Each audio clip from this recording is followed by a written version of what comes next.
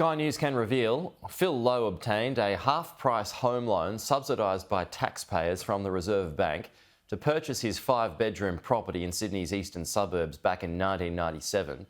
There are 11 current and former RBA employees still benefiting from the scheme. Our political reporter Olivia Casely has this exclusive. We can reveal that Reserve Bank Governor Phil Lowe, the man who helped set interest rates for Australian mortgage holders, used a Reserve Bank loan to help purchase his property in 1997. These documents I have show that when he bought his 5-bedroom property in Sydney's eastern suburbs for just over $1 million, he borrowed $241,000 from the Reserve Bank and another $151,000 from the CBA. He was working for the bank when he benefited from a scheme in which loans were offered to staff at half the Commonwealth Bank's standard variable mortgage rate. Land title documents still list the RBA and CBA on the title, but a short time ago the RBA told me the loans were paid off and discharged years ago.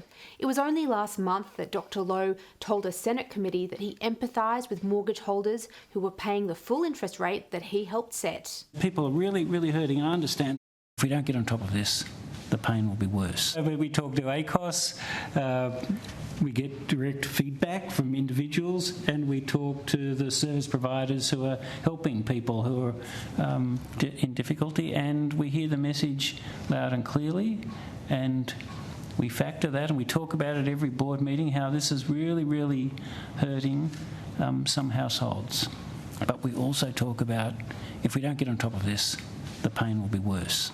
About 20 years ago, there were reports that about a quarter of RBA staff were enjoying these mates rates or cheaper mortgage loans. The RBA was forced to address the issue, and at the time, the bank refused to reveal the identities of senior beneficiaries. Sky News understands no cheap mortgages have been offered by the RBA to new staff since 2001, but we can reveal 11 RBA staff are still paying off those half-price loans. Revelations of these cheap mortgages come as the Reserve Bank lifted interest rates yesterday for the 10th consecutive time. Dr. Lowe did signal today that this slew of consecutive interest rate hikes could almost be coming to an end. We also discussed that with monetary policy now in restrictive territory, we are closer to the point where it will be appropriate to pause interest rate increases to allow more time to assess the state of the economy.